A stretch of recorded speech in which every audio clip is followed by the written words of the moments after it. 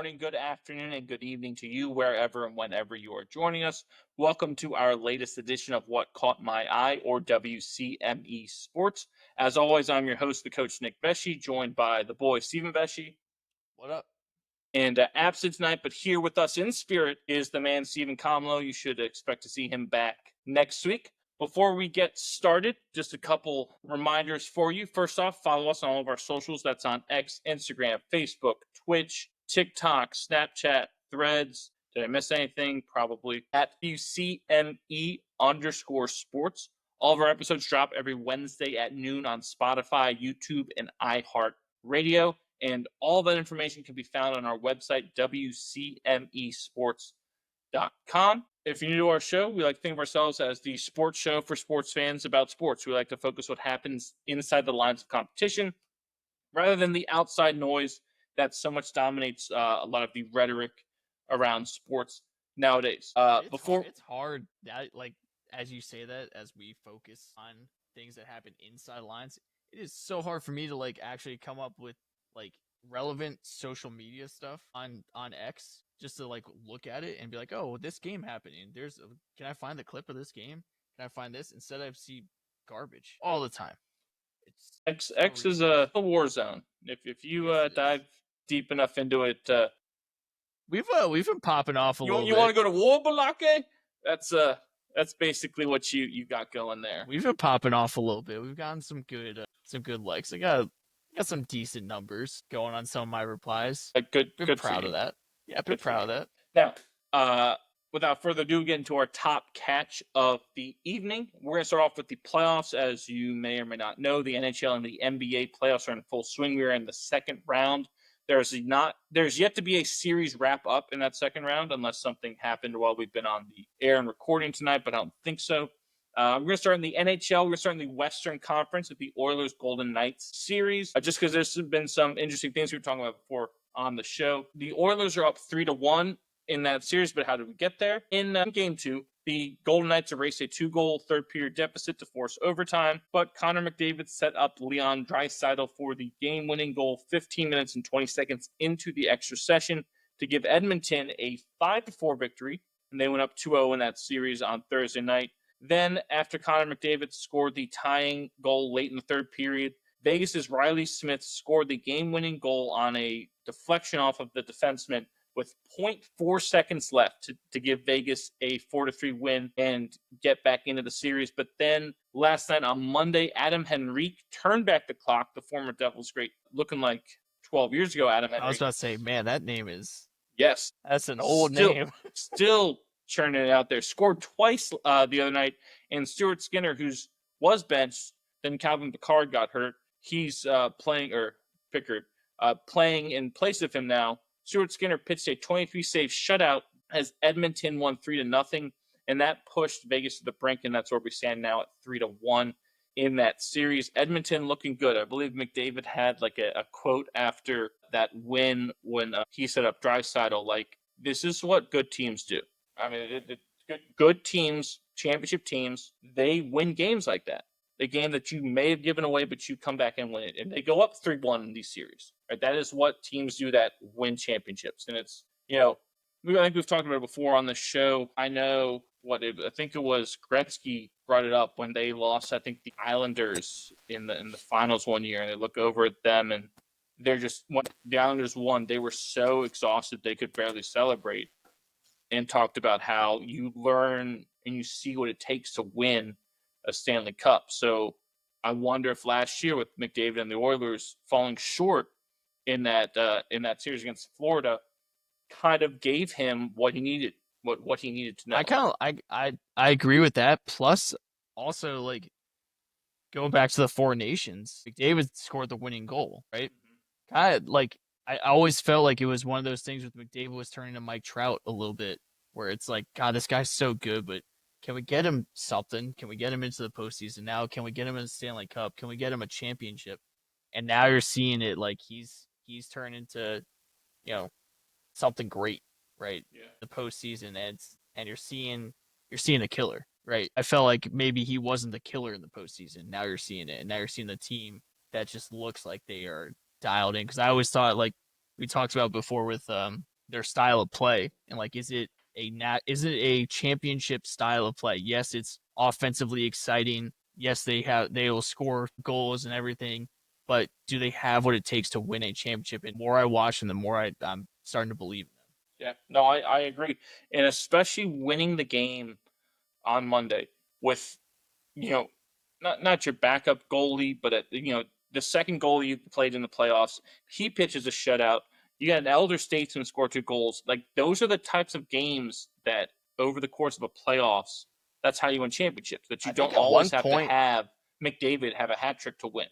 right? I think at one point they had 6 straight wins of coming behind. Right? They were down like I think 2 goals in a lot of them early, and they ended up winning the game because there's a lot of because they played late. Obviously, there's a lot of those games where I watch the first period and I'm like, I gotta go to sleep. In the first period, I'm like, God, they're down 2-0. I'm like, Yes. here we go, and then I wake up and see Edmonton won 5-2. I'm like, what the hell just happened? No, I agree, and I agree with you. They're starting to look the part. Whereas like you said, in years past, it was even last year. It was like, Even though they okay, they got a got to the shot. Stanley Cup, they still felt I didn't believe in them last year, right? They got to the Stanley Cup, but it was like, yeah, but I don't know if I feel that way this year. I feel like I agree. They're looking like a mission, and you have to be on that mission. dangerous. You have to have that extra non-quantifiable thing, characteristic that pushes you, and they do look like they have it. Obviously, they had the skill. You have Drysdale and McDavid on the No ice. question about it. At any time, you have the skill, and now they're like I mean, your backup in quotations pitches a shutout. It shows like again the level of focus, level of commitment that this team has. I think Chris Knobloch, I believe, is like the coach, second year coach. Knobloch. Pre-Ips? No, I believe it's Chris Knobloch. But the buttons he's pushing seem to working. Like he seems like he's learned because he was a fairly Yeah, because they inexperienced can't coach. didn't Edmonton last year like wasn't he a like mid-season hire pretty much like interim coach or Like whatever? beginning of the year, they fired whoever their coach was. Right, Yeah, yeah. yeah. And to So make it to the Stanley Cup is just insane. As like that's an insane story to come in, a quarter of the way into the year and then make the Stanley Cup is crazy. But yeah, like coaches, that is something that I think people need to realize with in sports in general is that coaches can get better too, right? Year in, year out, coaches can get better. They learn, adjust and learn, yeah, and adapt. And no, I agree. You're right. That is something that people don't get because you see them because they're older, obviously, right? You're not having the 25-year-old physical in their prime just saying I'm going to quit right now to be a coach, right? You become a coach for myriad reasons, but you're right. You think of it, oh well, they're just set in stone and done, but they adjust, they can get better, they can learn, they can adapt the same way players can. And yeah, no, Edmonton looking good. Let's see if they can close that. If they can close that series out quick, that tells a lot to me about them because Vegas is uber talented. and you're not seeing like it's not like Vegas is like rolling over, playing slow or whatever it is. Like Vegas has got some fight, like literal fight, as they got into a fisticuffs the other night. But Brook. Donnie, that was a legit square off. It was bare knuckle boxing. But I mean, you're seeing it like when I saw that, I'm like, all right, yeah, like Vegas, they're not going down without a fight. And then Edmonton wins that game. You're like, man, yeah, there's something different. Yeah, no, I agree.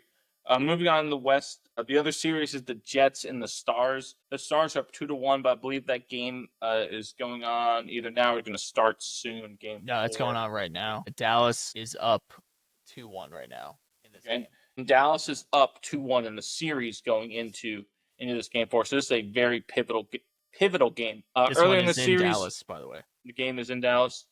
Earlier in the series, Connor Hellebuck pitched his 4th career playoff shutout and his first one since 2021 as Winnipeg won 4-0 in Game 2. Even that series had a game apiece. But then in Game 3, Mika Rantanen, the Moose, was loose again. He added another goal and 2 assists to his stellar postseason that he's had as Dallas beat Winnipeg 5-2 on Sunday, putting them at that 2-1 series lead that they're sitting at right now and looking to go up 3-1 tonight, which could be a death knell to Winnipeg. We talked about because I don't know, they're not necessarily built to come back in things, especially in a series, and especially again we talk about their best player is Hellebuck. Yes, he had that shutout, but he still hasn't looked that great. To come back and win 3 straight games, you have to be that guy has to be that guy, and I just don't know. The guy in goal for Dallas ain't too bad either. I'm sure, yes. Yeah. Yeah. I mean, two of the best in the world, 2 Americans, by the way. They were the two goalies for the Four Nations, right? Yes, they were. But yeah, if Dallas pulls this game off, I mean, it would take a miracle. You never want to say close. I'm sure I'll eat crow and have egg on my face. I know. I'm sure I say that now, and Dallas will win. Still and then Hellebuck will sports. catch fire and pitch 3 straight shutouts, which can happen. Which we've seen, and I mean, we always say that in sports because when a team goes down 3-1, usually like, God, I just can't see it. I just don't understand how they're gonna win 3 straight games. I don't get it. And then it happens, right? This happens all the time in sports. But again, it is such a weird thing, right? So they win the first game, right? You make it 3-2. And then the pressure that then becomes weird because the pressure is shifted because then it's like, oh, we don't want to go to a game 7. So that team presses and they lose that, and then all of a sudden they find themselves in game 7, and at that point it's like, oh shit. Yeah, who cares what happened before, right? None of it matters. It's just one game. Exactly.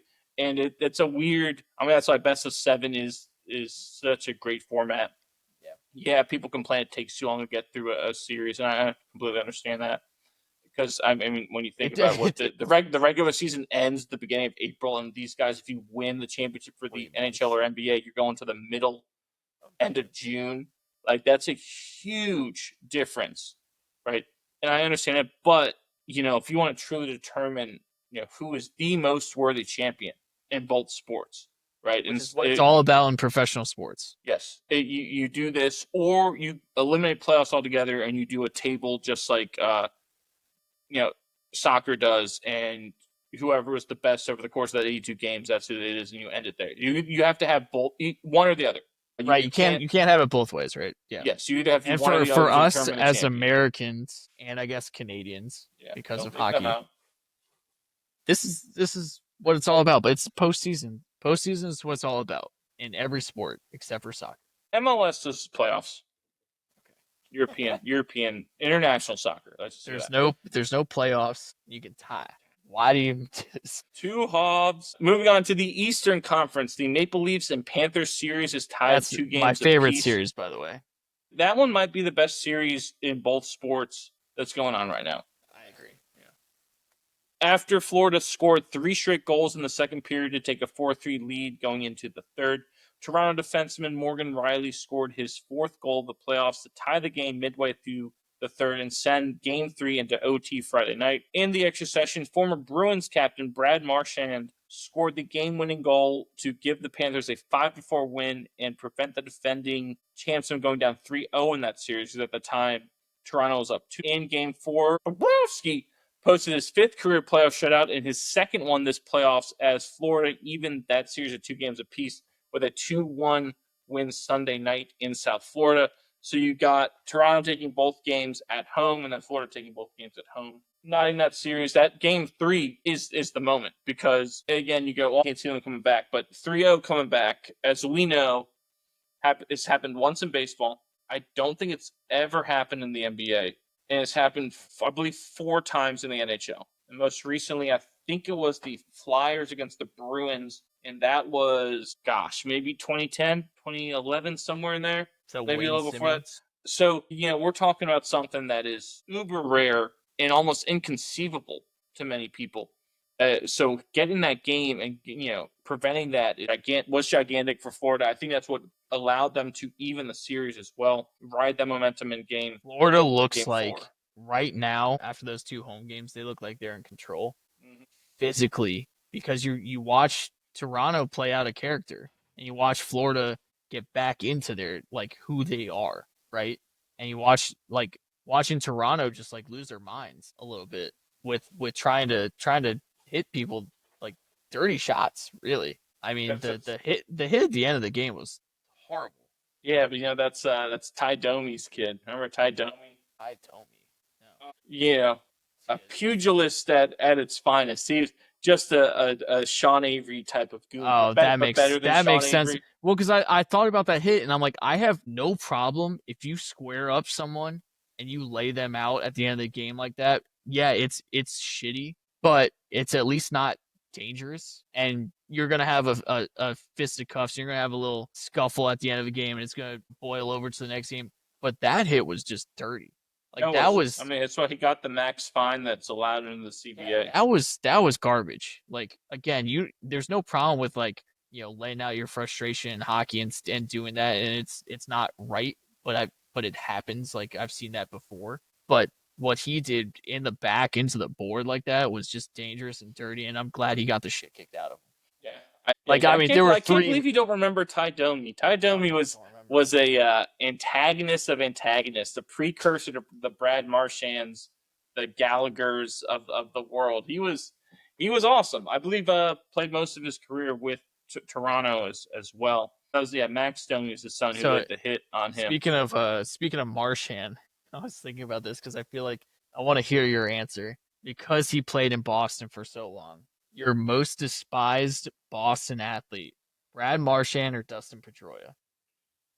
Pedroia, not even close. I mean, I would. You got to put Tom on there as well. Tom has. But I feel to like be Marchand and Pedroia part of that. are kind of similar. Maybe throw in Edelman with that. Like, No, see, I size. like Edelman. Yeah, I do too. I love Edelman. Because the I also underdog love Pedroia. story of him is so remarkable. What with the underdog story of Pedroia? Pedroia played at Arizona State. Power. Barry Bonds played at Arizona State. So don't give me the underdog of Pedroia. The underdog is that he wasn't that big, but we look at Mookie Betts. You say Mookie Betts is an underdog? No, you don't. Edelman is true underdog. Right? Quarterback at crappy Kent State, converting to receiver, doing the things that he did essentially to survive in the league. He's truly, what that dream is of being an athlete realized for normal people like us, right? So don't give me that. He's not an antagonist. People want to throw him in there just because he played for them. Tom is the antagonist. Let's be honest here. It's Tom, right? Flakegate, the whole Randy Moss thing. There's so much stuff going on there.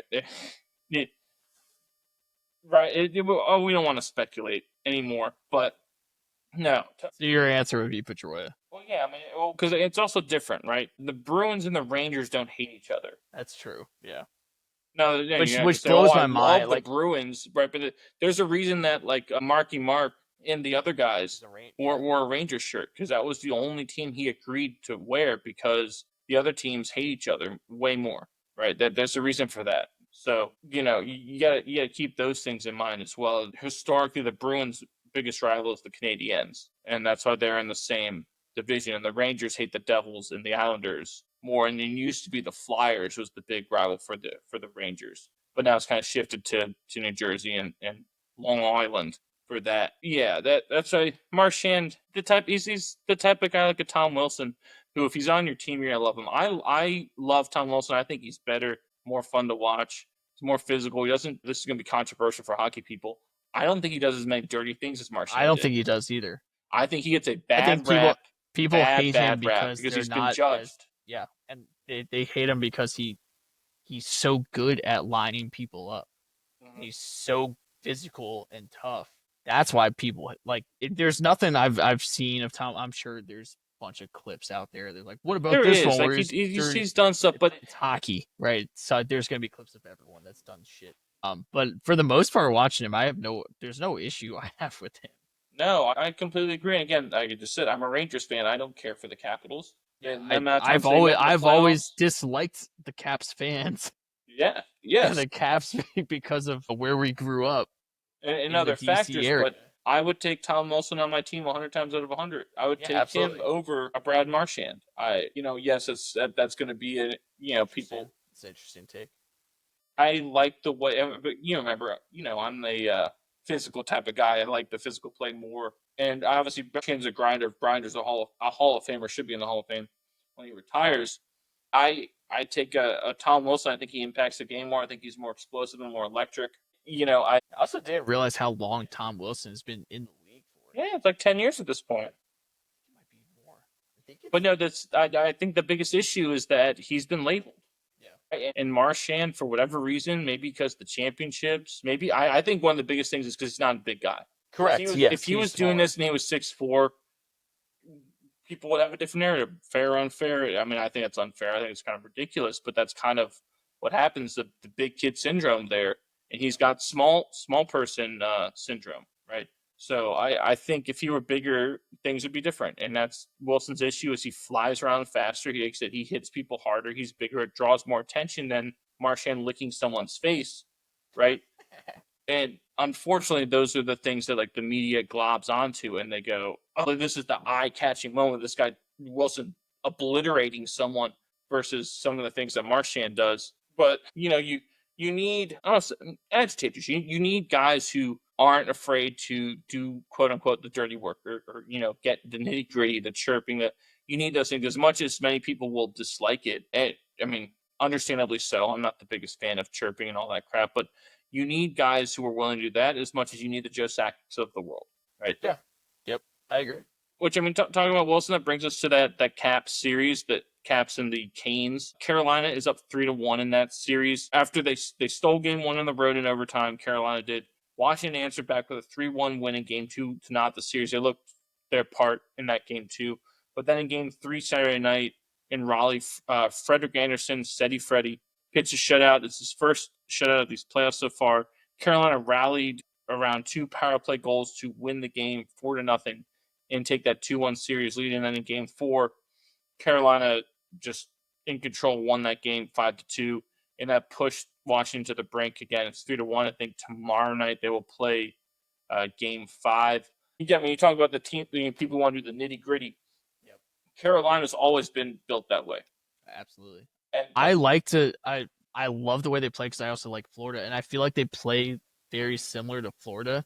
Florida just has more name recognition on their team. When you win the Stanley Cup, you get that. Well, I obviously yes. Right? I just feel like Florida well known if he didn't play for Florida, which is weird to say. Even though which as great of a player as he is. Yeah, but I love the way both those teams are built. No, I mean that's I could watch those two are my kind of teams. And if I could watch those two teams advance, I'd be surprised if that doesn't go 7 because I mean absolutely it would have to take several bounces, like three or four pivotal bounces going just one team's way for that game, for that series to be lopsided. Like it would be, even if that series went 4-1, it would be an evenly played series. So I think if those two teams advance, you're seeing a 7-game series. The Caps that they look slow, not enough defense, just to be honest. Not enough physicality, not enough defense. I know Ferravari, I believe, has been hurt for a lot.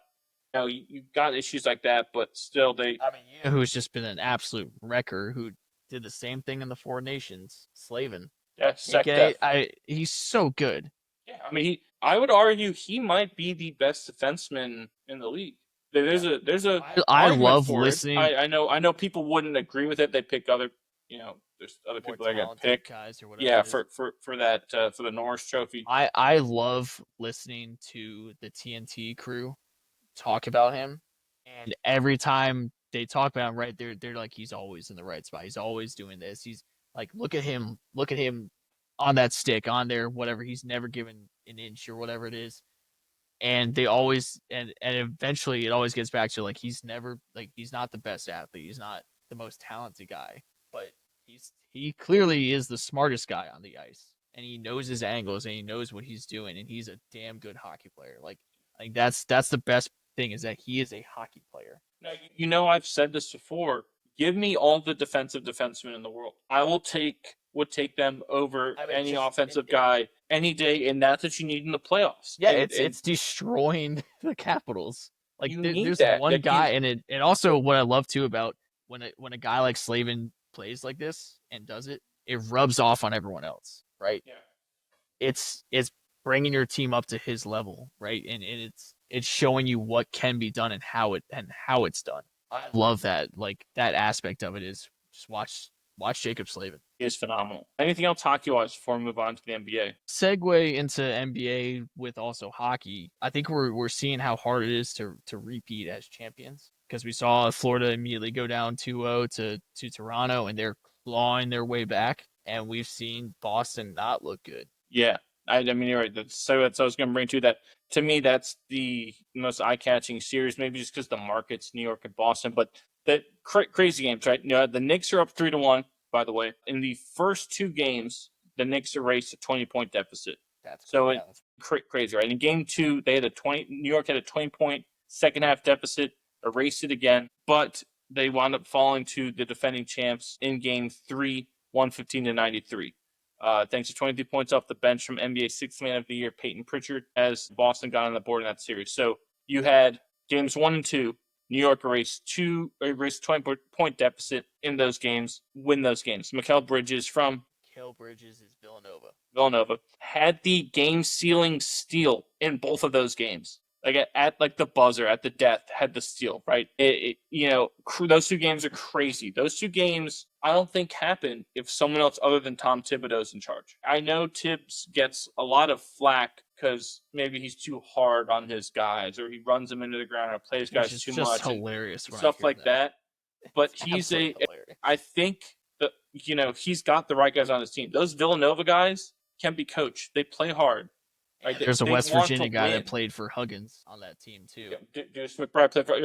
You got people like that who can handle it, right? And because he's very much a put up or shut up type of coach, and a very much of I don't give a shit type of coach. Of we're gonna do what needs to be done or what I think needs to be done to win. And in some for a lot of people in the NBA circle, rubs them the wrong way, and they would say, well, he hasn't had enough success to warrant that type of thing. But those two games, it comes back to that mindset, that buying into that. Like the Knicks, with the leaders they have, and again, coming back to the Villanova thing, it speaks volumes of Jay Wright and who he recruited and how he developed players, right, that their team is being led by those guys.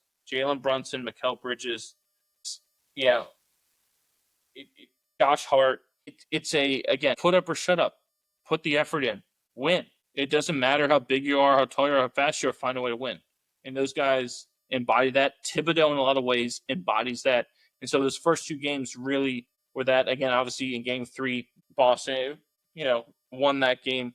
But then in game 4 in New York, a great game was marred by a terrible injury at the end. In the couple minutes left in the fourth quarter, Jason Tatum, who is phenomenal. He is so good. He's the type of guy you can't guard because he's going to score no matter what. It doesn't matter who he is. He becomes such a good player. He had like 43 points up until he tore his Achilles at the end of the game.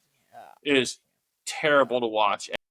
God, I watched that and I was like, oh, you got to be kidding me. Again, I would say I'm a Knicks sympathizer. I'm not a Knicks fan. I'm definitely not a Celtics fan. But watching that just made my stomach hurt. You want to watch the best players can play against the best players. You don't want to see someone get injured, right? Especially someone who is so important. Yeah. And again in a series, I mean, right after he went out with that injury, it was over. You felt it. It was done. It was almost like, let's just get off the court because our heart is gone. Not for anything that New York did, but because of what we watched with our leader going down like that. It just horrendous. Heart-wrenching really is what it felt like for me. So New York wound up taking that game 4, obviously. Jalen Brunson had 39 points, 12 assists. And you know how many turnovers he had in game 4? I'm going to go with 0. 1. 39 points, 12 assists, and one turnover. That's crazy. That's and watching him play in college and everything that he's done, I can see it, right? Yes. I can believe that stat because of the style that he plays and how smart he is and how controlled he is. He's so good. He gets a lot of pub, I think, because of being on the Knicks, and I get that. That's deserved. But in so many ways, he's underappreciated because he's living under the basket, obviously. He's not a big guy. But he's not sitting there, putting up crazy Steph Curry shots. Even though he is putting up some really, really difficult shots, it's just the craftiness, right? So many just running floaters. So many just create half a step. He essentially played in the post in college, right? Remember what Jay Wright would do? He would post up Brunson all the time, and it was literally an automatic 2 points. And it was, try it. Like, you're not going to beat us because I got this guy 2 points and I'll play defense and then we'll go do it again. Yeah. No, he would always get his guards in the post, and Jalen Brunson was the best at it. The Knicks are great to watch right now. They really are. And that Tatum injury just sucks the life. You got to think if the Knicks do not close this series out, that's going to be there might be some problem. Yeah. Yeah. Because they look like a team on a mission right now. Boston has just had the gut punch of all gut punches. You think they gotta take care of this real soon, and they look like they're in that position to move on and make some noise, legitimate noise for the first time in a long time at MSG in the playoffs. Because I mean, I have no idea when the last time they got to the Eastern Conference Finals was. Are we talking Allen Houston time? I because it. What era is that? What decade? Yeah, right. The '90s. Maybe they got there with Amari Stoudemire. I probably didn't. I don't think. Melo? There's nothing with Melo. No. They were 1 year. They won a playoff Melo and series. Danilo. No, they I got rid Knicks of Danilo fever. for Melo. Oh, is that what it was? That's what the trade was. Yeah. I got Knicks fever. Yeah. No. So We need to get that clip. That's what we need to do. Get the Knicks fever clip. But if you don't have Knicks fever, you should get it soon. They're looking good, but just hard to watch with that Celtics Jason Tatum injury. Yeah. All staying in the East, the Cavaliers and the Pacers. Cavaliers the number one seed in that conference. The Pacers have taken it to them quite a bit in this series. Indiana's up 3-1. I will However, do. the lone game that better. Cleveland won, Donovan Mitchell went off for 43 points. Game high. The next closest scorer for either team in that game was Indiana's Benedict Mathurin, who had 23 off the bench. Cleveland won that game 126-104 to prevent Indiana from going up 3-0. But in game 4, why is Cleveland even showing up? 89 to 36 demolished them at one point up like 40. And now we have that series at 3-1. By the way, you said they're taking it to Cleveland. They took it to Cleveland because that series is officially over. Is it really? Yes. Pacers just won tonight, 114-105. Wow. Yeah. Wow. I'm shocked a little bit. Is Hunter hurt still? DeAndre Hunter? Yeah. Did he play in I these don't last know. couple games? I think he's still hurt. No, he played because Mathurin took several shots at him. Mathurin got ejected last game. He played 30 minutes tonight. Wow, yeah, I'm shocked at. I'm actually kind of shocked at this series, but that's also Cleveland has to learn, right? This happens a lot, right? We saw with the Thunder last year. We see this in every sport, really. When a team, a younger team, or maybe just a newer team, not necessarily younger, but a newer team to the postseason, and they have an incredible regular season. You're like, man, this team, they're one seed. How are they going to lose? Like, I'm taking them to win it all, but postseason experience does matter. Our friend of the show, Michael Rexroth of New York Atlas and PLL, said that to us when we interviewed him before we got on about, guys come in to the professional ranks and have to kind of relearn how to be pros. And it's the same thing. You got to relearn how to win the playoffs. You got to relearn. You got to relearn how to be a pro in the NBA. You got to relearn how to win the playoffs. You got to relearn all of those things. And there is a curve. It's very rare that you could have a young team or a young guy lead. It just doesn't work that way. So, yeah, maybe this is a needed, it's part of Cleveland's maturation step for Cleveland. It's part of Cleveland's growing pains that you just have to deal with. Yeah, would Cleveland love to rip off these wins and go, we're the 1 seed, we're going to roll through the Indiana? Of course, but Indiana's been in the postseason. They were in it last year. They had dogfights with New York last year. They've now have that experience and now adjust to that.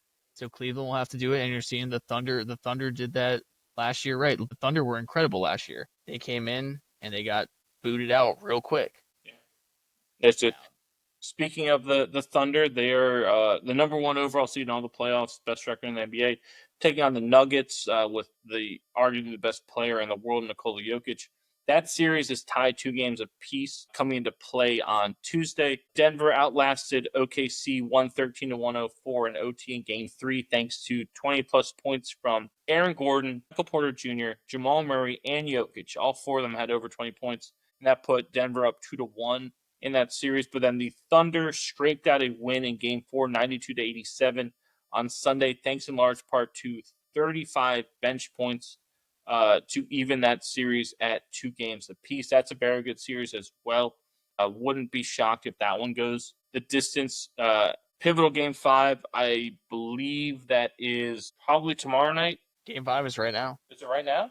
Yeah. We have Nuggets currently. This is the first quarter. Nuggets up 3. Okay, first quarter. You don't need to watch till we get to Correct. third. Yeah. I would love to know if anybody out there actually watches these games before the third and fourth quarter. No, They were seriously. watching the first half.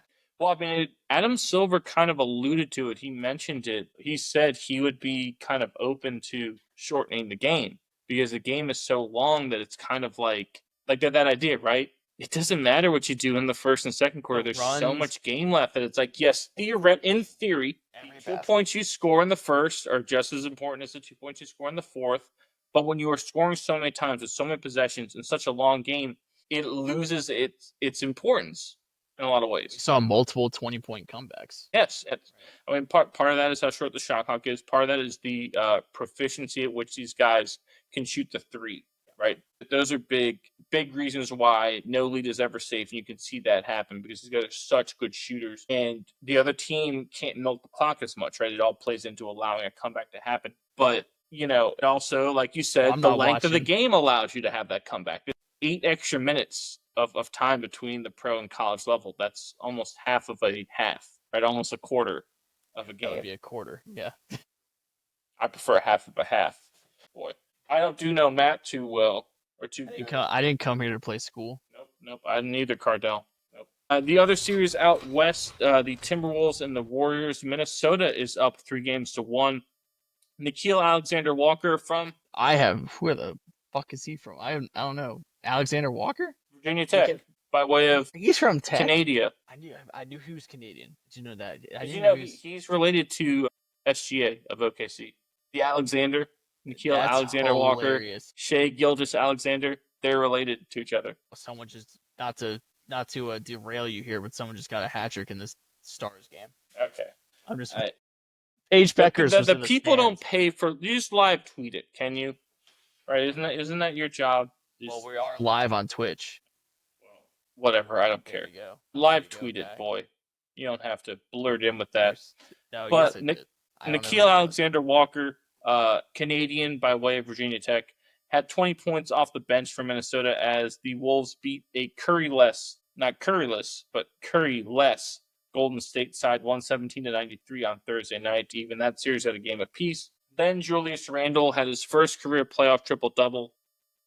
And Anthony Edwards scored 28 points in the second half as Minnesota won game 3, 102-97 to take a 2-1 series lead. Again, no Curry for Golden State. And then in game 4, again, no Curry for Golden State with the hamstring strain he's dealing with. Ant-Man and Randall ran wild again with 30 and 31 points respectively as the Wolves won 117-110. And that's how you got that 3-1 series lead. At least it's not as devastating of an injury as the Tatum injury, but the Curry injury really puts a damper on what could have been a really good series. If he doesn't come back and play in the series, it's over.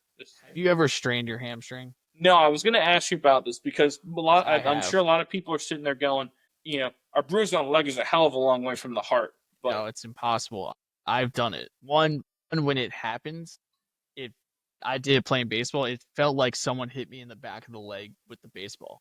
And then I slid and looked up and went, oh, there's the ball. This isn't good. And I went to get up and I couldn't move because my leg was just gone. Now, Curry is a freak athlete and he's very flexible because this is what they work on. Very, very different when it comes to rehabbing and getting that happen. And there are different degrees of strains. But when I did, I was out for months. It is so difficult to even trust the leg to cut on. I mean, there are times, now if I warm up, like I have to do a whole warm up if I were to ever go for any sort of sprint or jog because my hamstring catches. That's how bad it is. Literally right after that happened, a hamstring strain is horrible. And I would be shocked if he plays. And just the level of pain, because this isn't like you just fight through pain that you're hurt. This is injury. It's a physically unable to do. Yes, it is. It's a very different thing. This is not a bruise on the leg. This is you can't move your leg properly and you can't get the correct explosiveness. You try to do something, and the second you feel like you can do something correctly, I'm not even gonna think about it, I'm just gonna do it, and then it just catches and you just go down. That's what it is. That's how bad a hamstring strain is. I would be shocked if he plays again. again, there are varying degrees of it. I guess like grade 1, I thought was his. What does that mean? I don't know. What's worse, grade 1 or grade 2? What is this? Is this the lowest end? Is this like the Michael Scott? The Negative test came back negative. Yeah, I don't know. I don't know. We need a doctor. I'm not sure if this is the lowest end of it. Yes, he's a freak athlete and he has the best trainers in the world and all of that. It's still I kind of he agree can with get you. away with the way he plays though. He can get away with there's spot up so much- shooting. Yes, quick He can twitch spot up and movements. shoot. Yeah, But the way he does everything else, there's just no way. Yeah. I can't see it. no. That's also again put a damper on what otherwise That sucks. would have been a very competitive series, I believe. Anything else NBA wise before we move on? Nope, I'm good. All right, so that's going to bring us to our baseball segment, brought to you as always by Bobo's Fine Chicken in Virginia Beach. Visit them on Shore Drive near Chicks Beach for breakfast, lunch, and dinner Monday through Saturday for homemade sides and locally sourced chicken. Grab some on your way to the beach or a ball game. Bobo's in baseball, there ain't none better. And I had a couple things I wanted to talk about or bring up before we got into some of the fun scores and walk-offs and stuff. First is the teams with the best records in baseball. Dodgers, expectedly. The Mets, finally, right? Then you have the Tigers. I love the Tigers. Love and that. yeah, that's what I wanted to bring up was mostly the Tigers. Like, AJ Hinch, phenomenal manager, all cheating scandal aside. But man, Detroit is playing some ball. Yeah. Looking the part. And we talked about this with the other teams about postseason experience and how it plays into it. Because the Tigers came out of nowhere, looked great. They had a great season last year, ended up getting booed out of the postseason. This would be 2 months last year, basically. Yeah, really. But this would be to me like one of those years where I would expect Detroit to get to a championship series, if not the World Series. I really like this team, and Skubal is unreal. He's looking at right now. He's looking at back-to-back Cy Youngs. That's how good he is. You're right, different level. That's a guy you want to talk about what caught my eye and what to watch for. Skubal. We always talk about Skeens, like, man, you gotta watch Skeens. You have to turn on Skubal pitch. Tarek Skubal, yeah. Tarek Skubal is unreal. It's like Johan Santana on steroids. It's kind of what it feels like. I buy that. That's a good comparison. Yeah. Like the delivery feels very similar. That ball's jumping at 100 instead of 93, and then devastating changeup. Yeah, I did. Detroit, man, they are good. They're clicking. Like you said, they're looking like the part of the expectation is this division is ours now. Yeah, right. And we're looking forward to other stuff. Yeah, absolutely. The other thing I want to talk about are a couple of things. Aaron Judge. I mean, on Saturday he had his first multi-homer game against the in his career since he made his debut when they played the A's on Saturday. He has the most multi-homer games of anyone since his debut. 41 is an asinine number, to be honest. He is he the best player in baseball right now? Yes. Like, even accounting for Ohtani pitching? Ohtani's not pitching yet, right? He's not pitching. No. Ohtani's not pitching. 100% Aaron Judge is the best player in baseball. He's got one error in his last 162. Oh, yeah, I saw that. That happened the other day when Fried was pitching. Yeah. No, his numbers, do you count the one in the playoffs? I don't think so. I don't think that counts. It's not. But his being facetious. Yeah, his last 162 game split is unreal. I mean, this is Barry Bonds. Like, it's almost at that level. I won't, because if you look at some of those, I brought this up. I was like, this is Bondsian as well. Maybe I should say Pujols. I did a deep dive into some Bond stats. Yeah, his numbers are stupid. I believe in 2004, he walked almost 200 more times than he struck out. Yeah. Oh, you're right. I take that back. Think about that for a second. I believe if my weird memory serves me, walked 232 times in 2004 and struck out like 41 times. Yeah. In that season. Okay, so I take that back. Yes, I know. In that year, he was intentionally walked 120 times. But so if you took all those intentional walks away, he's still walked 110 times and struck out 40. Right? It's What was that, that. 2004 or something? Yeah, was I close? I think I was right. You said 232 walks. 232 walks, 41 strikeouts. That's correct. Yes. Uh, That, how do you fucking know that? Yeah, that's look correct. Look at those years there. Yes, where his head looked like a prize-winning squash, but that's so stupid. Yeah, it's the so numbers are stupid. Those years are so stupid. So let's hold off on the Bonds comparison. It is valid for today's game because he is so much. The comparison that he's so much better than everyone else right now. Yes, that's That's kind where of. the comparison lies. I guess that's where like for him to be hitting 400 and to be doing what he's doing at now, I think what's incredible now is that it's a consistency and it's actually getting better. Yeah. Which is after that 63 home run year. 62. Or 62 home run year. I honestly thought he just kind of like there's no way. Like that's it. He peaked. Right, we're tipping up. Right? It's gotta keep tipping up. We may have peaked here, but he is tipping up still, which is mind boggling. You just thoughts are just trapped in a bottle. Trapped in a bottle. Now, Greg Amsinger, who we love from MLB Network, wish you could watch Amsinger more. I wish I could fucking watch MLB Network thanks to YouTube TV. Yeah. You know, he loves to do his Greg's list, and he had the top Yankees ever, like the best Yankees ever. He had Judge as 3, the 3rd best Yankee ever. I need championship.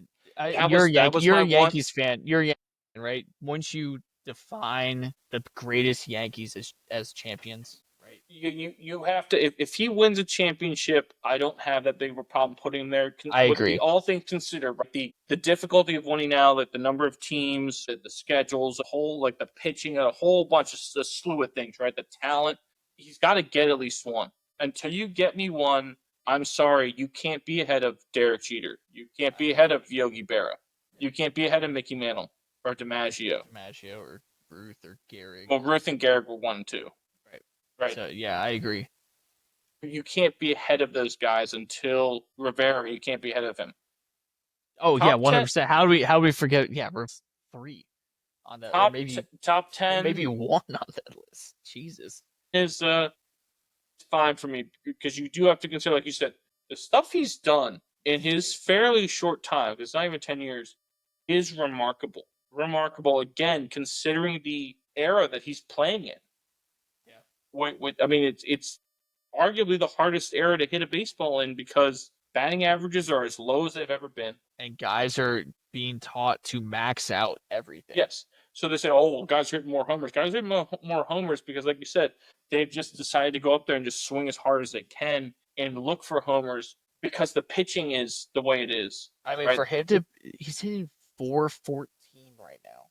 There's a lot of teams. I think the average, the 2025 average, it keeps going down. Like the batting average for the entire league just keeps going down year after year after year. It's like 225 or some shit like that. So it is. I saw this stat. Judge with 2 strikes is hitting 244. The MLB average, just in general, is 243 right now.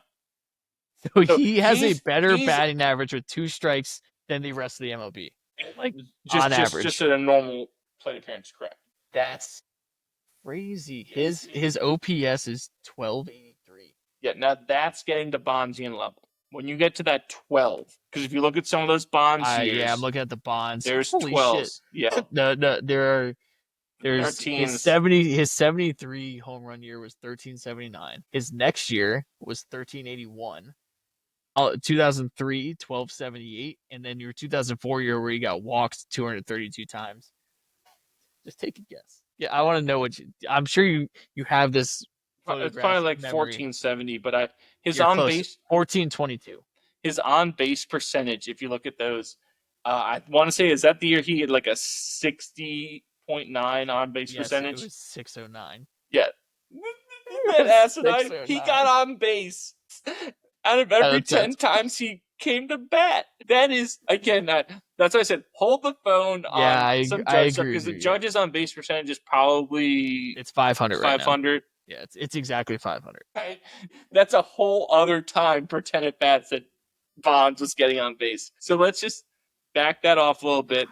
But again, Judge is phenomenal. He's been phenomenal. He's gonna have to be too. The Yankees are going to need him with the injuries they've accrued, the lack of starting pitching, which I knew was going to happen. Fried has been really good. Fried has, but after they lost out on Soto, I said you can get Fried and Burns and maybe another guy, and you need to get like Tucker or Santander. You need to get all those guys and just shell the money out. If you don't, you're going to have issues. And we're seeing those things come to fruition. You're going to need Fried to stay Superman. You need Judge to stay Superman. It's hard to be this sustainable, but damn, the fact that he's getting better is scary. Yeah. It's remarkable. And the other thing here, he got hurt the year after 62, but he came back with a 58 and 144 last year.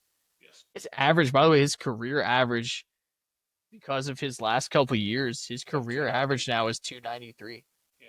Now he's almost at the level. If he retired tomorrow, he'd be in the Hall of Fame. Ralph Kiner. If you look at Ralph Kiner's stats, Ralph Kiner would be a good comparison to numbers-wise what Judge has. I don't know if you know who Ralph Kiner is. I believe the Pirates. Pirates? Pirates, yeah. Didn't play that long, but if you look at Ralph Kiner's stats, I'm going to pull that up, in totals would be very similar to Judge, especially when you look at he led the league in homers the number of times that he did. So, yeah. Ralph Kiner, 369 home runs, 279 average, 1,000 RBIs. Career OPS 946. And what's Judge? Judge's career OPS is 10-year 1.022. His career OPS is over 1,000. Yes, it is. How many home runs does he have now? Oh, sorry. That's what it is. 1.022. He's got 329 home runs. It's a very apt comparison, him to Kiner. He does. Yeah, I mean, for Kiner's full stats, but. Same thing with Don Mattingly. Like, he does need a few more years to be. Yeah, but Kiner's in the Hall of Fame. Mattingly's issue was that peak, as good as it was, kind of fell short. And I think what hurt Mattingly was essentially him keeping him. He kept playing through the injuries. Because Sandy Koufax retired at the height of his game. You look at Sandy Koufax's totals. They're not good if you just look at totals. But his last 5 years, he is the best pitcher on the planet. Let me ask you 4 or 5 years. And that put him in the Hall of Fame. He retired with that injury. If Mattingly had retired after he got injured, people would think of him differently. They really would. Let me ask you something about. Kind of retired for a similar issue as well. Another Hall of Famer, because he's got the numbers already. He had them 3-4 years ago. But Mike Trout. Yeah. Mike Trout his career is kind of winding down. He's got hurt again, and now it's almost like he's not playing himself out of the Hall of Fame. But man, it's getting to the point where we're like, no, not even close. What the heck is? Because I'll tell you why. He's got 3 MVPs. The MVPs. Yeah, he's got those right. He's got the. The Larry Walker stat. It's like Larry Walker is the only player in the Hall of Fame that's got like a 300 career average. 400 on base percentage, 500 slug, and like 300 home runs and 250 stolen bases, something like that. And Trout would be the other. Trout's got 214 stolen bases. His average now is 297, 387 home runs. The career OPS is 986. Yeah, so I agree. He's still a Hall of Famer, but God, for the love of God, Trout, just give me 1 year healthy, and I'm watching it like. His average get destroyed is one of my biggest issues with this too. It happened to Pujols. Heck, happened to Pete Rose. I mean, when he got hurt, like he was close. He was up there in the lead leaguers in home runs before Trout got hurt this year. But his average was 179. Yeah, he's just going up there looking to deposit balls in the seats. I think. Yeah, no, he's going to be in the Hall of Fame. He's going to be in the Hall of Fame. Things. It doesn't matter what happens. He's got the peak. His career accumulated WAR is already so high above so many current Hall of Famers. Correct. That is something that we don't talk about. And I did mention Don Mattingly because he got hurt, but when you look at Trout's numbers versus Mattingly's numbers, it still is very, very different. Like Trout has 389 home runs. Mattingly only had 222. Yeah. 14 stolen bases, right? Trout's got 200 plus. That's not fair to compare that. Mattingly also played multiple games at OPS. third base as a left-handed thrower. Did you know that? Yes, I did know that. That is always a So, fun trivia fact. through God, all things are possible. So jot that down.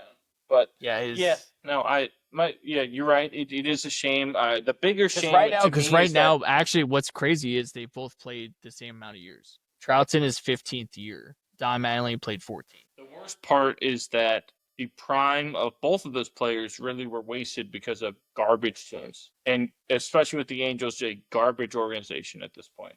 Like,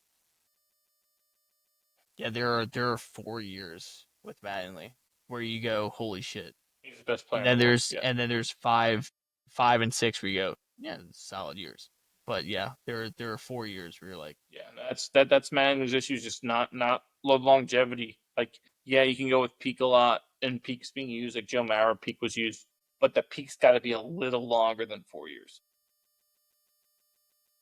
Yeah, Trout's got 9, 10, and that'll do it for you. That's the difference. Yeah, I just wanted to make sure. I just wanted to look him up and make sure. It's because it's the last 5 years, which is crazy because we said Trout's got 9, 10 years of unbelievable numbers, and it just feels weird that he's been in the league for 15 years. Because the last 5 years have been injury and COVID. Yes. And by the way, that COVID year he was smoking. He had 17 home runs in 40 games. Like, it was ridiculous. I want to see Trout in his prime, and we just never got a year 28 to 33 full season of Mike Trout, which is just a shame. Yes, but I digest. Thank you. The Cardinals, they're on a 9-game winning streak entering play on Tuesday. That 9-game winning streak is the best of any team this year, and obviously makes that the best active streak this year. Interesting for them because they're not mashing the ball all over the place. I think they went 4 or 5 straight games during that streak without a homer, right? And we talk about the formula nowadays is where whoever hits most home runs is going to win the game, right? That's just a home run contest. But that's the Cardinals have always done this. Go about it a different way, and I think the game is better when the Cardinals are playing well. I agree. One of the best fan bases, baseball cities. And yeah, absolutely. So it is nice to see them doing well. I don't know if this is sustainable because I don't see the talent on that roster. But that's the beauty of organization. You never know. That's the beauty of baseball is that it may not be the talent. It's playing the game and doing the little things and kind of doing what the Guardians have done the last few years, or what the Cardinals always do. By the way, you know who their center fielder is? Jim Edmonds. It's not Jim Edmonds, you jackass. Victor Scott II. Yeah. Okay. Yeah. From West by God, Virginia. He played at West Virginia? Yes. Or is he from West Virginia? No, he played at West Virginia. Really? Yeah, they're actually doing a bobblehead for him, the last home series. Victor Scott bobblehead. I did not know that. No, legitimately. That's shocking to me. I thought you knew that. No. Wow, him, Jed Jorko, Alec Manoah. By the way, all Cardinals. Manoah's on the Cardinals? I don't know if he was, but Scott, Jerko, and then Weatherholt's their prospect. Yes. That is wild. I'm moving on to some box score stuff for you. On Friday night, the Dodgers scored 6 runs in the top of the 9th, capped off by Shohei Ohtani's go-ahead 3-run blast to defeat Arizona 2-11. Cincinnati's Rhys Hines delivered the go-ahead 2-run homer in the top of the 9th, only to see the Braves score 2 of their own in the bottom of that inning to send the game to extras. After a scoreless 10th, Atlanta rookie backstop Drake Baldwin, who's on the level close to being a stud at this point, delivered the walk-off RBI single in the 11th to give the Braves a 5-4 win over the Reds on Thursday. After both teams were held scoreless through 10 innings, talk about a game you want to sit through. The Red Sox and the Royals each scored in the 11th before Casey's Freddie Fermin hit a walk-off RBI single in the 12th to lift the Royals to a 2-1 victory over Boston on Friday. Then, after the first home rain delay in team history, the Tampa Bay Rays beat the Brewers 3-2 thanks to Travis Jankowski's walk-off RBI single in the 9th on Saturday. I was like, what the fuck? Think about it, right? It's the first time they've ever had a rain delay while being the home team. That's funny.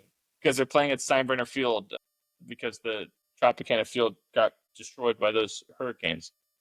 The Padres hit 5 home runs, and Stephen Kolek threw a shutout in just his second career start as San Diego beat the Rockies 21-0 on Saturday.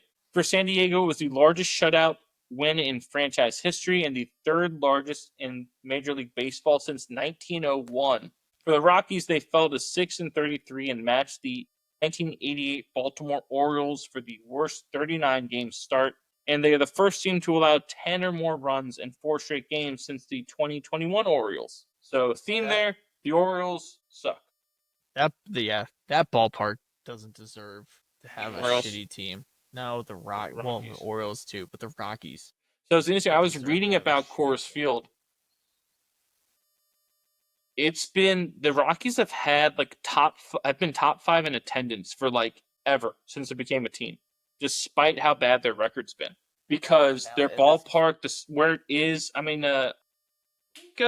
Rexroad even talked about it, right? Great rooftop bar. Yeah, I did. They always draw, regardless of how bad their team is, because of how beautiful their ballpark is, where it is in the city of Denver. You're right. It stinks that they can't get a winner there. Orioles, that's a nice ballpark. Stinks they can't get a winner because they're terrible. Last one here, after the Giants took the lead in the top of the 10th, the Twins rallied to score 2 in the bottom of that frame, including Deshaun Kiersey Jr.'s pinch hit walk-off RBI single to down San Fran 7-6 on Sunday afternoon. Anything else baseball-wise, Boyd, before we move on? Nope, good. If you want me to filibuster here, do you even know what that word is? I will go toe-to-toe in bird law and see what. I'm sorry, where did you go to law school? I could ask you the same thing. I went to Harvard. Well, filibuster. How about Freddie Freeman? He actually has been phenomenal this year. Yes, he has. Hit 373. Is he really? Yes, he is. Him's also hitting very high. Is Paul Goldschmidt? I knew you were going to say that. Not that much power, only 445. But at that point in your career, with Goldschmidt's, by the way, he's like 35-ish, I think 36, somewhere around there. You kind of have to pick and choose. Are you gonna get on base? Are you gonna hit for average, or are you gonna do what Pujols did or what Trout's doing? You gotta sit there and try to go deep and hit 200 and try to hit 25 to 30, or are you gonna hit 300? Right now, Goldschmidt's hitting like 345. Yeah, I would say last time I checked, it was higher than that. He's barreling the ball up though. He's getting, because he's got a very unique swing. He's almost creating too much top spin on his. So I don't necessarily think he's sitting there saying, you're right. I think a little bit is he's making sure he's making contact with the ball. But I think what's happening too, sometimes he's getting a little on top of it, but he's still making such good contact. It's, a double off the ball instead of going over the fence. So no, he's playing really well. I mean, 350. Yeah. No. OPS is 894. Yeah, every Yankees fan has to be extremely happy. And guess what he does? He plays a great first base. Yes, he does. Always has. Has he been stealing bases this year? He actually has a ton of career stolen bases. No, he only has 2. He's also he's 37. Holy shit. Pride of Texas State, I believe, is where Paul Goldschmidt played.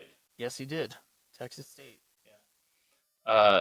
Anything else again, Boyd, baseball-wise? Before we move on to some lax, which for those of you out there, that means lacrosse, right?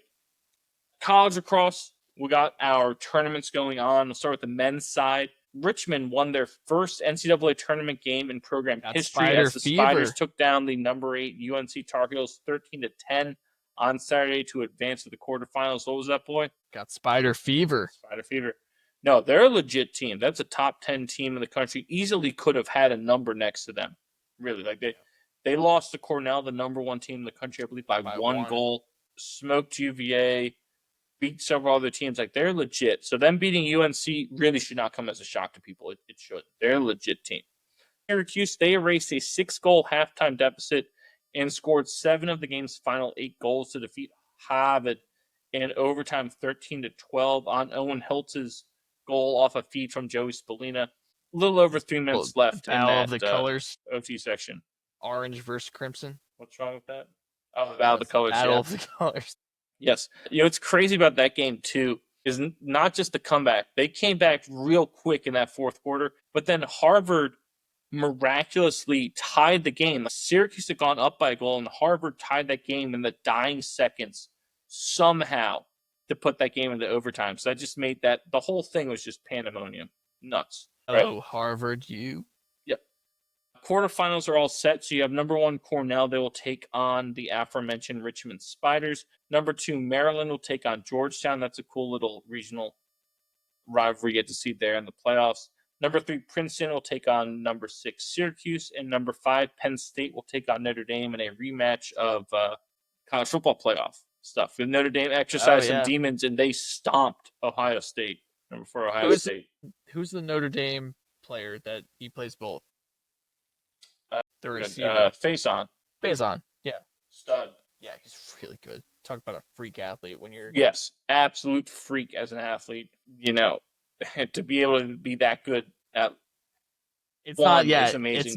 It's not just at that school. Yes.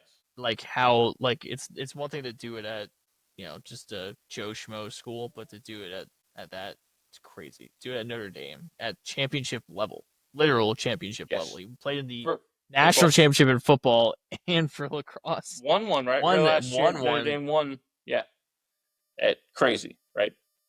Moving on to the women's side is actually going to take us to our Mimosa Minute for this week, brought to you as always by Maine & Co., the creators of the Modern Mimosa. Follow them on Instagram at main_co and visit them at mainsip.com to order your modern mimosas today. That's MAYNESIP. Maine & Co. championing women's athletics since 2020. On the women's side, several crazy games actually.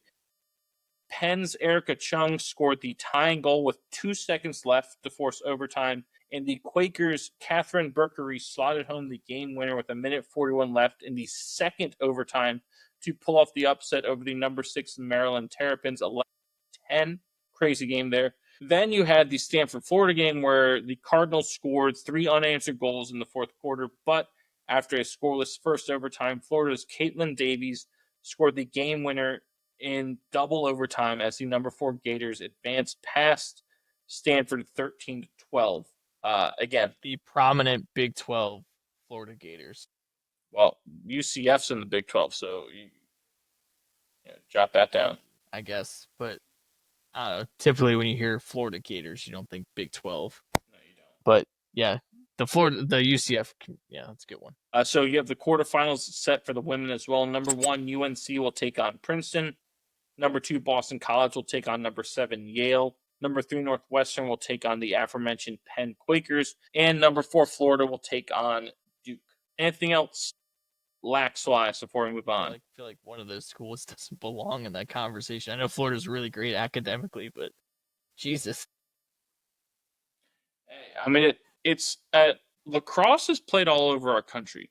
And I think one thing that hurts that knowledge is the fact that there aren't as many colleges that have this, right? And we talked about it before the show. There are a lot of mitigating factors that disable certain colleges from having both a men's and a women's program, right? And money is always an issue, but there's other things that are out there that make it difficult. When you look at these teams, right, men's and women's, you've got players from all across the country. I believe Georgetown men's starting goalie is from Alabama. He's started as a true freshman. UVA's goalie the last few years, I don't know if he was the goalie this year, but it's from Texas. Oregon, I think 2-3 years ago, the T. Wharton Award winner on the men's side was from Oregon, the state of Oregon. There are people coming out from all over the country because it's such a transferable sport. There's so many skill sets you can have that transfer over. Like, you can pick this game up at any time in your career. It's not like a baseball where it's so hard to just pick baseball up when you're 14 years old and be good at it. But you can learn lacrosse. You can do these things. There are so many high school programs across the country. There are a ton of Georgia kids playing in these, right? It's there. It's out there. But the exposure at the college and professional level has hindered that progress, or that has hindered our ability to see how broadly it's spread because we don't get the access to it. And yes, in recent years, there's been way more access to watching lacrosse than there had been in the past. But truly, it's quality lacrosse being played all over the country at the high school, college, and professional level. It's just, I think we need some more colleges to have programs, and that's going to give more kids the ability to see this sport. And once that happens, once you see it on a screen, that changes everything. Right. Yeah. We're going to move on to our favorite segment, which is brought to you as always by One Legacy Title and Escrow in Jacksonville, Florida. Follow them on Instagram at One Legacy Florida and visit them at onelegacyflorida.com to see how they can help you with your next house closing. One Legacy Title and Escrow, because your legacy matters. And this week we went with our favorite hockey coaches, ice hockey coaches of all time. Boy, I'll give you the honors. Right. So I'm going with a list of 5 this time, no honorable mentions. At number 5, Paul Maurice, Florida Panthers. We talked about Florida and how much I love the way they play. Paul Maurice. Number 4, the other team that we talked about and how much I love them, love the way they play. Carolina Hurricanes. Rod the Bod. Rod Brindamore. Great player too, by the way. Yes, he was. And one of the reasons why he's ahead of Paul Maurice is just because of the nickname. Rod the Bod is such a fantastic nickname. Because he is. Have you seen the dude? Yes, dude's ridiculously Dude, it's either steroidal or genetics. And we had our favorite Tennessee reporter in the field, Pat McGrory, last year sitting right behind him, getting us some pictures in one of their playoff games. Number 3, how about the Goon coach, Ronnie Hortense? Do you remember? The coaching Goon. Number 2, no one's quitting there. Herb Brooks. I mean, obviously weren't alive to watch him coach, but the portrayal by Kurt Russell is unbelievable, and I absolutely love the stories that come out of the things that you hear, the shit you hear from him is just so great. And number 1, the greatest psychopath of them all, John Tortorella. No one else is sitting there going, "Oh wait, this team came out with their fight line. Fuck them. I'm putting my fight line out. We're gonna have ourselves a good old fisticuffs to start the whole game." When everyone on the ice squares off, not just one person, not just one group. No, everyone. That's the Torts effect. God, I love him. And you wouldn't be able to play for him unless you were willing to do that. Absolute psycho. Pretty much all those guys are psychos. I love it. Yeah. So I do have 2 honorable mentions. The aforementioned Paul Maurice. For many of the things you just said, coming into last year, he had by far the most career wins without a Stanley Cup. He's top 5 in career wins. That Stanley Cup was just the icing on the cake for an incredible career. And again, you see the way he coaches, and I love it. Right? Some people may not, but I love that style of coaching. The other one, Barry Melrose, the great Barry Melrose, screwed on the curse of Marty McSorley when he was the Kings coach. They should have won that Stanley Cup that the Canadiens took. Love me some Barry Melrose. What great hair. Number 5, Barry Trotz, hockey coach. The way he was able to develop the Predators. Like without him, the Predators may not be anything at all. Right, and they're a brand at this point. Yes, and haven't had a great last couple of years, but phenomenal coach. And then he goes to Washington and wins the Stanley Cup for Washington, and the only person that would be able to do it. Yeah, and it always bothered me. I mean, maybe you know more about this than I do, but it always bothered me that he got canned. Like they didn't can him, or not care, didn't re-sign or whatever it was. He said, "Pay me." They can be the highest paid coach, and they said no. And he said bye. Stupid as shit. This guy brings you a championship. I am giving him whatever he wants. I agree, and it set back Washington up until really this year. I feel like 100%. That's you have no one to blame but yourselves. Agreed. Number 4 is Herb Brooks, for all of the reasons that you said, but just the fact that he was able to win 1980 with what he had against what he had to coach against Yeah, I mean, just insane. is one of the most remarkable coaching jobs in the history of all sports. It really is. That's why it's called a miracle. Yeah, right. And no one else going. We've talked about this before too. That teams that win championships or win gold medals, like that's the group that would have done it. Any addition or subtraction, that group, coaching wise or playing wise, does not win. Right. There's a lot of almost serendipity, I think, that goes with it. And anyone else in charge doesn't do it. Like he was the perfect person to do that. It wouldn't have happened any other way. Number 3, like you said, Rod the Bod, Brindamore. Great player when he played.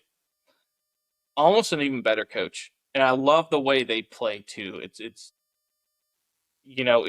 understated toughness is what it is. Yep. And I love, one of my favorite things about them is that they take the shot. They will always have more shots than the other team. And it's like, why not? Yes. Stop the bullshit of like, I'm waiting for the perfect pass. Like, the guys move so fast. Like, your window closes so fast. When in doubt, take the shot. Make the save. It's never a bad play to put the puck on the net. Right. And you're right. I do think that gets lost a lot nowadays of we got to make the perfect thing or get the highlight. And I wonder if that's a coaching thing, from youth levels on up, that they stress that, or don't stress enough that. Or maybe they're put the puck more on net. skilled now to where it's we can I can a do better this. spot or whatever. I'm thinking more about it. That you're right. That probably plays into it. But yeah, his teams are always disciplined. They're always tough. They always make smart plays. They don't beat themselves. You have to beat them. You have to take home plate from me. Right? That's Rod the Bod's teams. Number 2, John Cooper of the Tampa Bay Lightning. Phenomenal coach. The fact that he was the Canadian national coach. Yes, too, right? I don't even think he played hockey in college.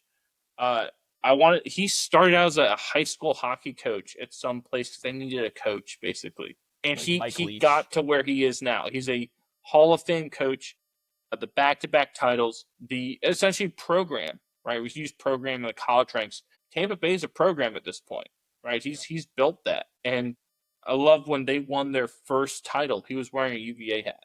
Really wide. Yes.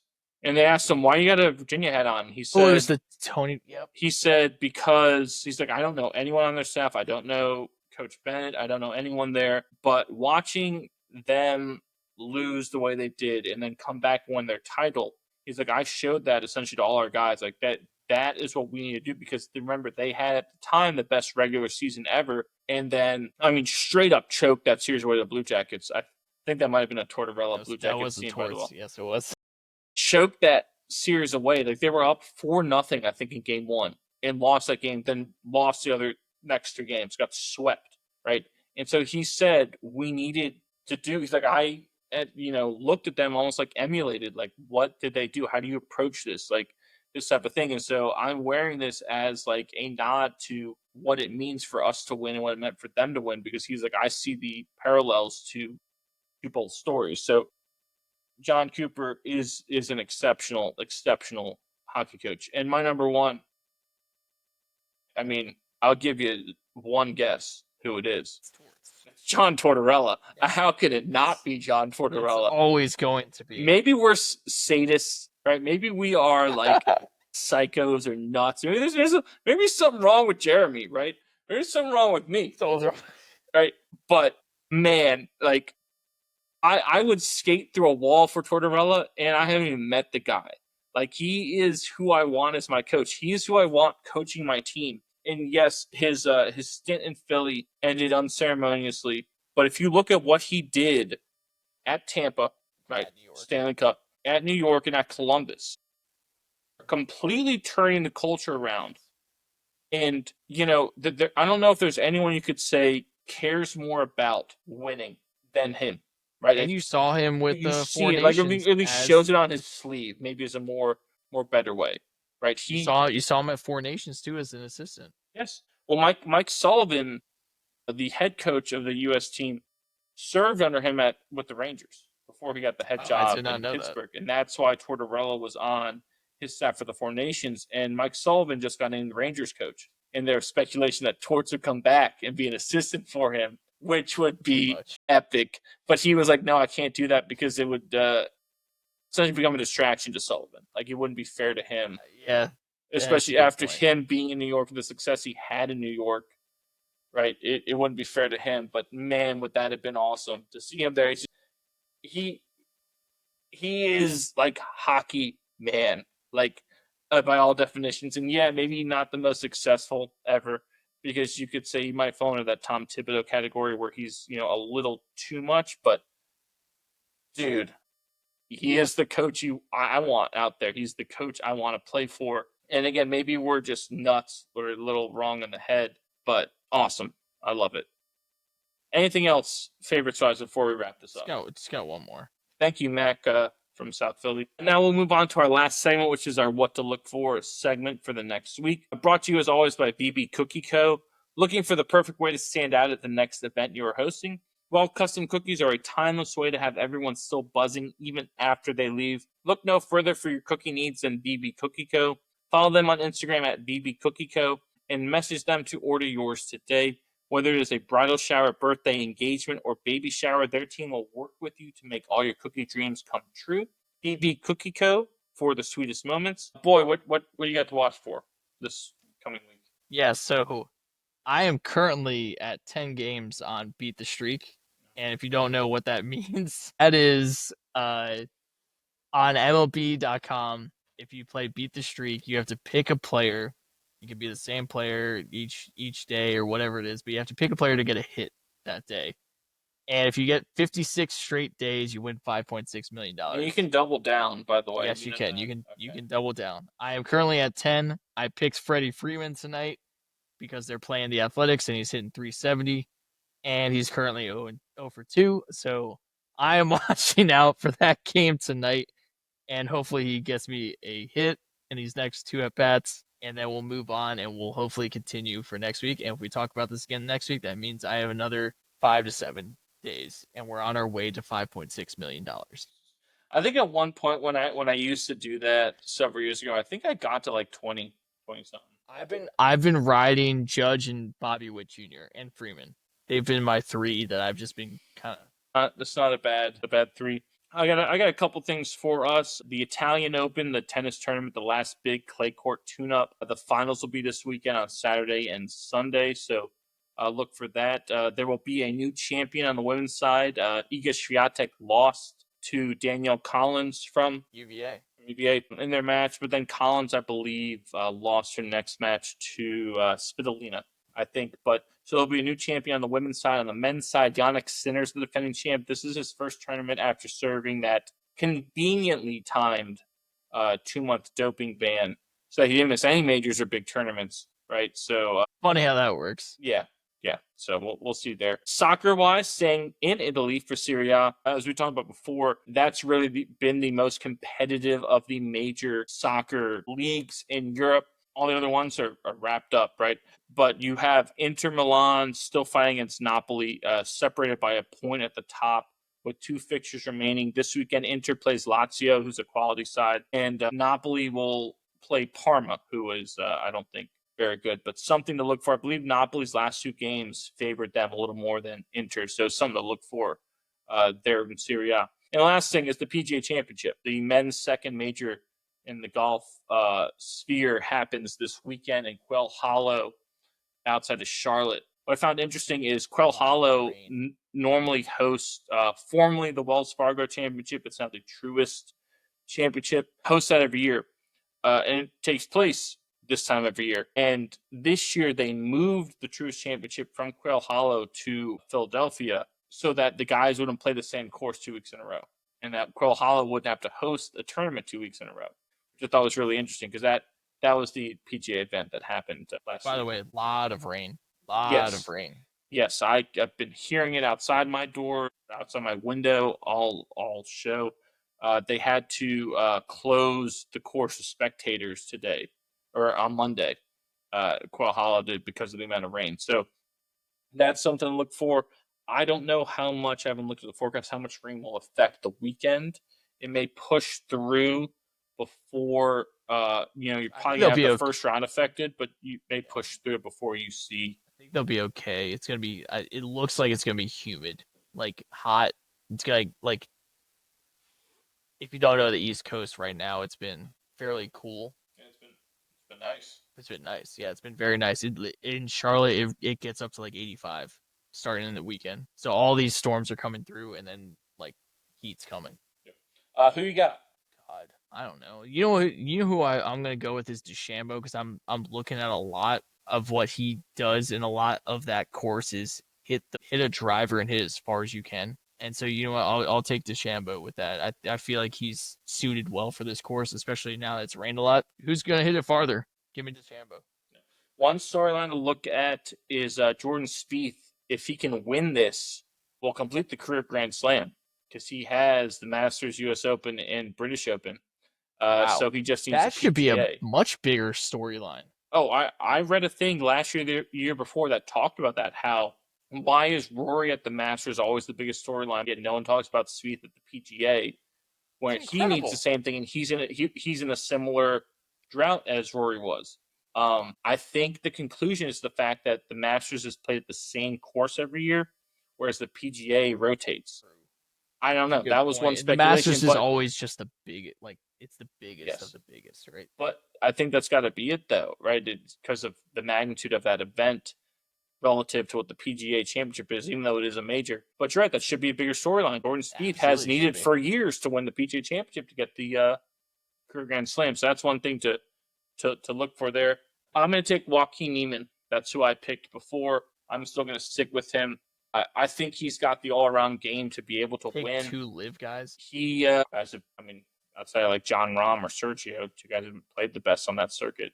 So it's not like that's a terrible picks there. But no, Niemann is who I picked to win the PGA coming into the season. I'm going to stick with him until something changes. He's got the game to win anywhere. He just has not put together at majors in his whole career before he even went to live. Just did not play well in majors. So, we'll see if something happens there. Rory is another story. Rory and Scotty's 2 storylines to look for, the 2 biggest betting favorites of any golfers. Scotty came off that dominant win a couple weeks ago, but Rory has won many times at Quail Hollow and plays really, really well there. Has the confidence. So we'll see if he can do that. I think the last person to win the first 2 majors of the year was Jack Nicklaus sometime a long, long time ago. It might have been Jordan Spieth won the first 2 majors. Jack Nicklaus was the last one to win the Masters and PGA in the same year, because remember, the PGA used to be in August, September. So we'll see what happens there. Anything else before we end the show? Nope, end it. So that's going to do it for us here at What Caught My Eye. Reminder to follow us on all of our socials. That's on X, Instagram, Facebook, Twitch, TikTok, Snapchat, and Threads at WCME_sports. Our episodes drop every Wednesday at noon on Spotify, YouTube, and iHeartRadio. All that information can be found on our website, WCMEsports.com. Be on the lookout for our companion shows, WCME Basketball, Hockey, Soccer, and Golf. As always, for the boys team Vesci, I am the coach, Nick Vesci. Be decent to each other. Have a good one, and we will see you next time. Take care, Guatemala.